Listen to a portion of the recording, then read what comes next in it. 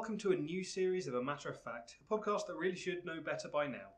With me this time I have Max Wilkins. Hello there. And Jason Richardson. Hello.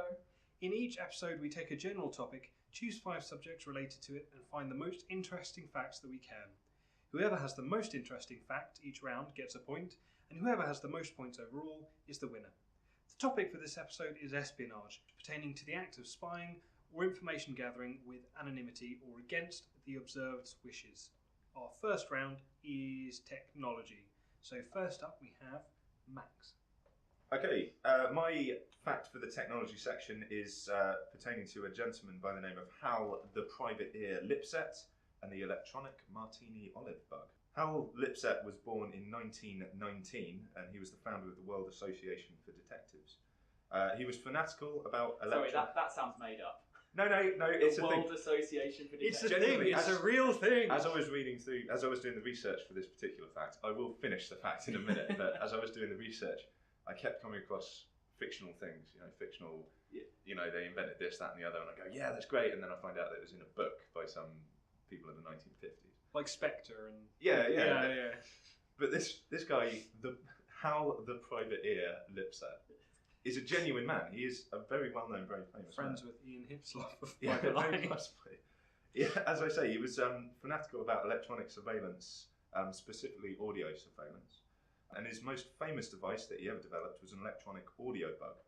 His most famous device was an electronic audio bug, which was housed in an olive suspended in a martini glass.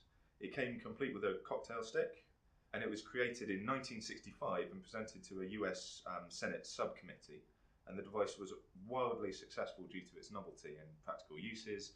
You're at a fancy party, you can have a martini, swirl it, shaken, not stirred, with an olive in it, and you can just go up to people and hold it in their faces and wait for them to say incriminating things. However, it was never really employed in general espionage as it had a functional range of only 40 feet, when given other electronic surveillance can be hundreds of feet, if not, well, not thousands, but hundreds and hundreds of feet. And it could operate for only 20 minutes before the liquid in the martini glass would cause a short circuit.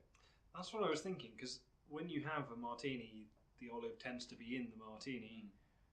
And if it were not in the martini with martini liquid in there, then it would look it quite would be strange. Found out. You would just be walking around with a finished martini and someone would take it away from you. Well, I suppose you could do the kind of the dad thing of like constantly gesturing with a piece of food and then never quite eating it. And, you take it out of the drink and you go, that's funny you mentioned that, and kind of point it at people and use it to illustrate your points. Can I get a comment from you and then just put it in their face? Can I quote you on that, sir?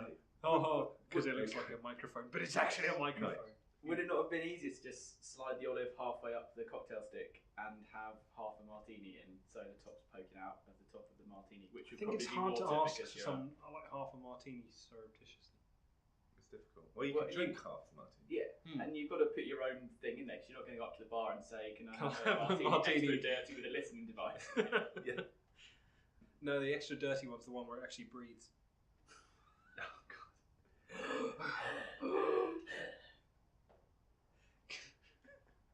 It was Yes. It was actually created by the Private Ear. I think you were going to say Acme. I just like that little.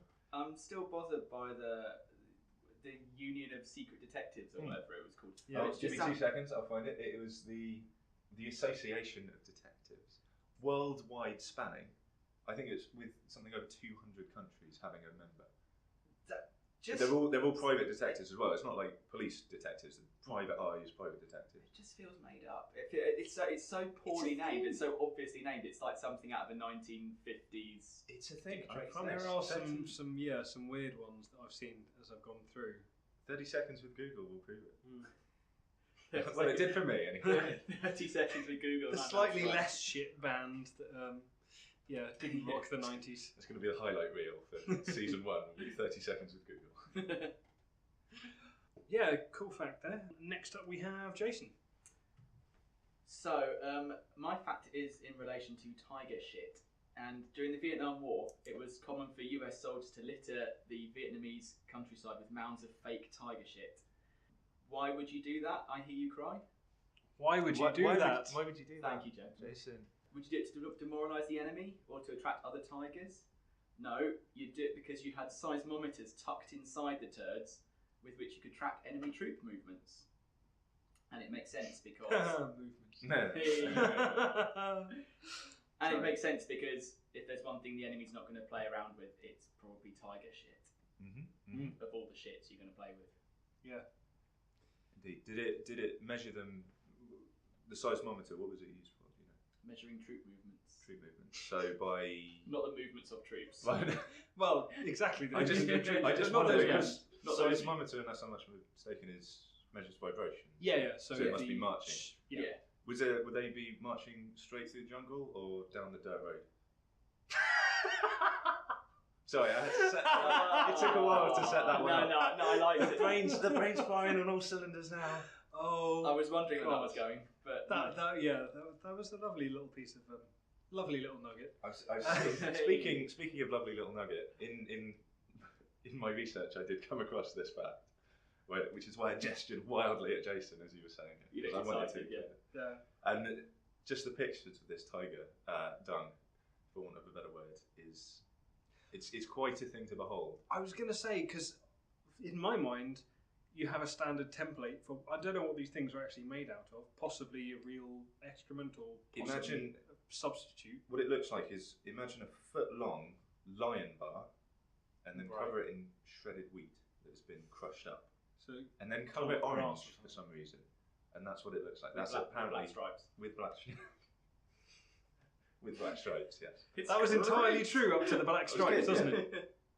Oh no, that's really cool. But yeah, but I mean, like, because if you're going to mass produce these things, are you going to have a standard template to it, or are you going to vary size at all, perhaps? Yeah, because your average Vietnamese soldier's probably going, I've seen that tiger. I've shit seen I before." was Yeah. going to say, Yeah. and they would know the jungle, and they wouldn't get lost, so that they would keep passing the same piece of tiger shite every time. So that Well, it must have worked brilliantly because the Vietnam War went really, really well. Yeah. But for everyone involved. everyone, So, including the tigers, they got a lot of employment. I think everyone was a winner in that scenario. Cool. Good fact. Okay, so some of my facts might be a little coupled together because, as we've established, we are missing a guest tonight. Unfortunately, they had something else come up that they couldn't get away from. So I've been frantically researching some fractals. Some fractals. Some facts. Yes. Research in the same way that I do. Chuck it into Google, click on the first link, and go, that'll do. I got in trouble for doing that. On my third episode. Is this our science fiction podcast, A Matter of Fact? No. No. Okay. So, I think you will both have seen. I just got that. Sorry. Yeah, thank you. It took me a while. I know. I'm still kind of working through it. Battlestar Galactica. That's the one. Well, that'll be why I don't get it. I wasn't choice. I wasn't entirely sure whether it was Instead of PSG. Instead of fuck, they said frack. Yeah, it said Frel in Farscape. Yeah. Yeah, there's always a. And then when rock fractioning or whatever it was, fracking became a thing, that was That's hilarious. fantastic. So my fact is that the Germans created a giant metal tree in the middle of a field. So I don't know if you've seen this one. I know you will. So I've gone with some of the cool ones, but they were fairly well known. This is pretty cool. So in Messines, I believe it's. Why not? I'm saying it's in Messines, in Belgium, in 1917. Mezzanine? Mezzanine. That's how I said it in my. Probably it, yeah. Mezzanine. Yeah, Mezzanine. That's how I said it in my head the first time I read it, and apparently I just. To put on it like a really obnoxious, possibly racially offensive accent. Oh, Mezzanine. Mezzanine. In Belgium. So the Germans created this tree for someone to spy from because they felt it was necessary to spy this particular area. So they created a tree out of some steel pipes. They covered it in painted iron bark, and they had to set it up overnight so that the Allies. Hang on, it wouldn't be the Allies for the First World War, would it? Basically, the non-Germans. The non-Germans yeah. Wouldn't see them doing it. So they did it overnight, and they bombarded them with guns so they wouldn't hear axes. And eventually this tree just and they wouldn't notice this ginormous metal tree suddenly being appear in the middle of the erected. Oh, sorry, if you finish it. No. You So can. they did this, and you know, it went very well.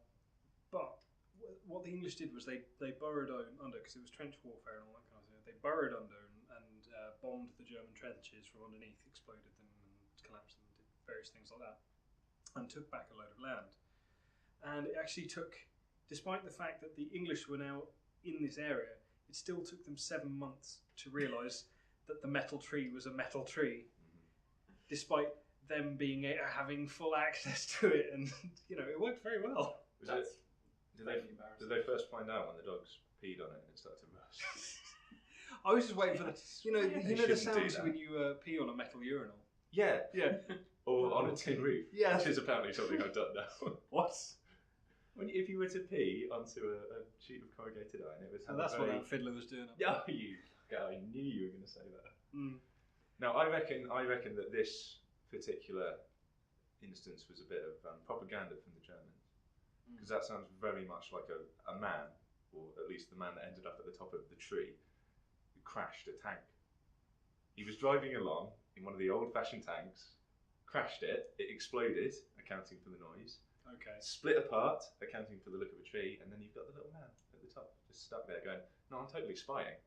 No, I'm spying at the moment. You can't see me because I'm in a tree, but I'm spying. I didn't crash the Hate to say tank. it, there Please, was a don't tell way my up commander. inside from the bottom. They take this out of my pay. And all the Belgians just went, oh, Okay. okay. So sounds really for bird. we sound very French, don't we? So Well, it's not the really. same neck of the woods. Yeah. They're the It's same that area. French and Dutch. It's that area. Cool. All right. So that's my fact. So, are we going to go for our round one of technology? Are we going to go with Max's Sonic Martini, Jason's Tiger Turds, or my Heavy Metal Tree? Jason, who are you going with? I just love the ridiculous James Bondness of the olive microphone thing. Fantastic. Max? Yeah, the gentleman in my facts, much like Arthur Conan Doyle, who couldn't ever get away from Sherlock Holmes, was very much, he could never get away from this Martini olive idea.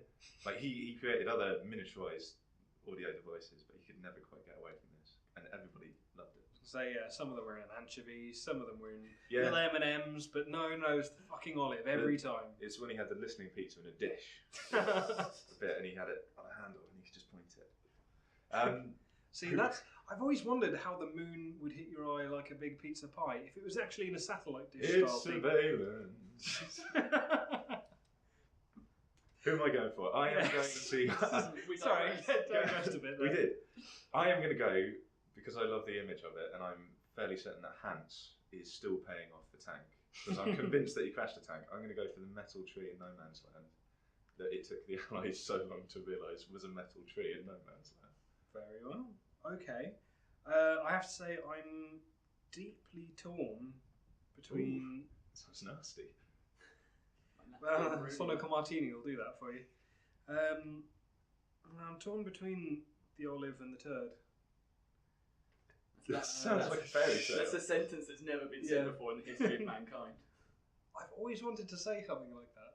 Just something that's never been said before. I'm The torn mystery- between the olive and the turd. The mystery of the olive and the turd. It's going to be on your gravestone. It is. He was deeply torn between an olive and a turd. I'm gonna have. I mean, we've got all night. Yeah, take your time. Yeah. No. I'm gonna have to go with turd, unfortunately, Oh, okay. because I love your one. I really like it, and it's just the whole thing that it shorts out after 20 minutes. And I was reading about it and looking at it, going, How's that gonna work? It's practically worthless as a surveillance device. It was mainly used as a stunt to prove that it could be done. cool. No, I do really like it. But yeah, in this case, I'm gonna have to go with Jason, which means that everyone gets a point. Yay! Yay. No score We're draw. all winners, or alternatively, we're all losers. We're all not losers, though. That's the thing. But we're Schrodinger's wingers. Schrodinger's wingers. Schrodinger's wingman. right? Schrodinger's winners. Schrodinger's winners, yeah. We both win and do not win.